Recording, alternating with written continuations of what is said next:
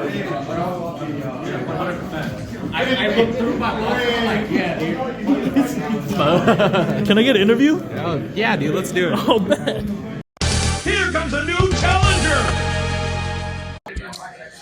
Today I have Kevin, top 64 candidate from Nationals. This national event, he top 64, and actually this was his first One Piece event online or in person ever. Is that correct? That's correct. Oh my goodness, that is so crazy. What got you into One Piece? How long have you been playing this game for? So I got into this game about halfway through set 3. I've been looking for just like a casual card game to play. Locals kind of miss that community. I used to play Magic for a very long time. I kind of like got off of that game, and my buddy Ben put me onto One Piece, and it's been a lot of fun. Right on. Do you feel like, coming from a Magic background, that was able to transition you into becoming this great One Piece player? Yeah. So I played Magic very competitively for 10 years. I think this game is it's very similar to Magic. I think it's like Magic with less mechanics. So okay. I'm very familiar with like tapping Dawn to play characters and that kind of thing. So Well, I like I said earlier, this was your first ever One Piece event.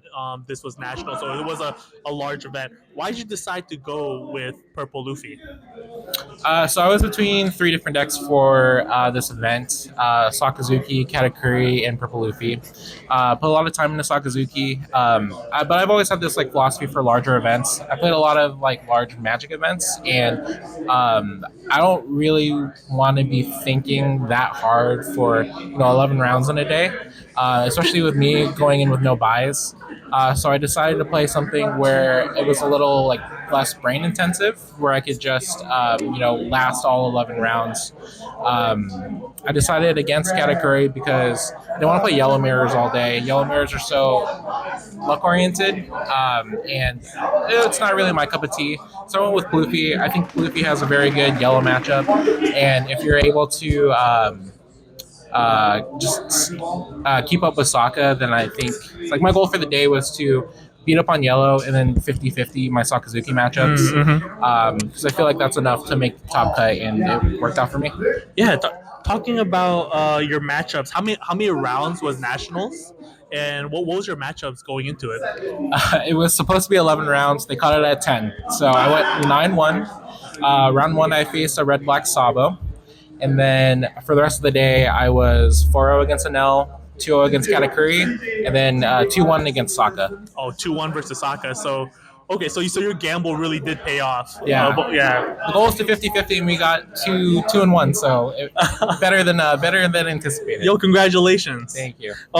Moving forward, I'm just gonna be doing my editing magic and putting your deck list on screen for the viewers. But one thing that I've noticed is there's no 7-cost kid. Is there a specific reason for that?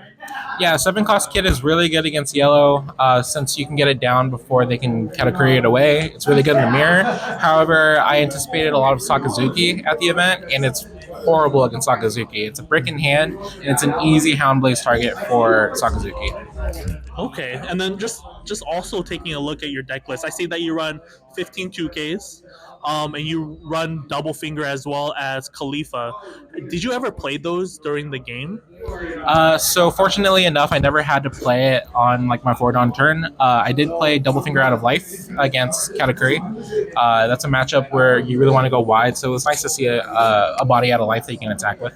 Yeah, and then I do see, because you don't run the 7-cost kid, you do have Magellan on the list. How crucial was Magellan in Nationals for you?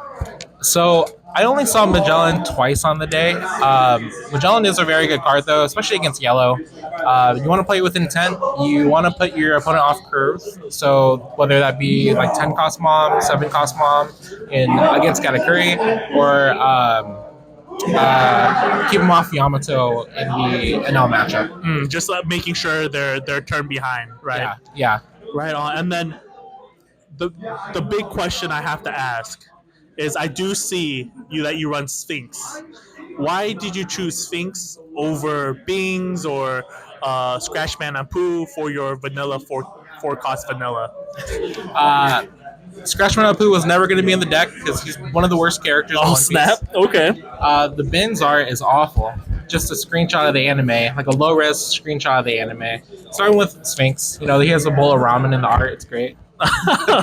No, that's a really good justification. Yeah.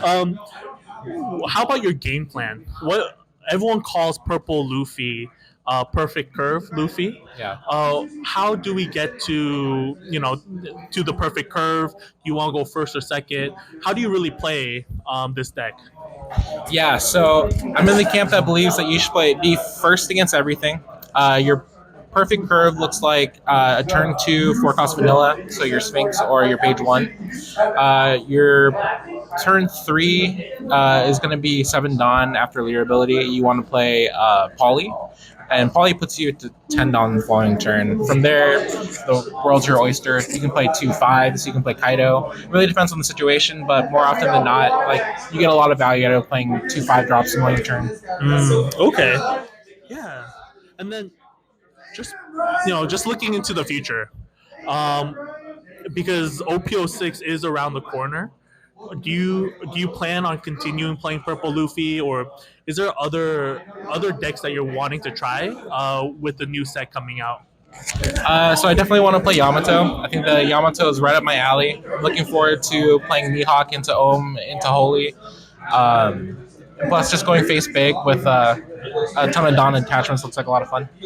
No, I see that. Well, thank you so much for your time and just being a part of this interview. One last thing, I would just want to give you the opportunity. Is there any shout outs or anyone you want to talk, like, give a quick shout out to your community?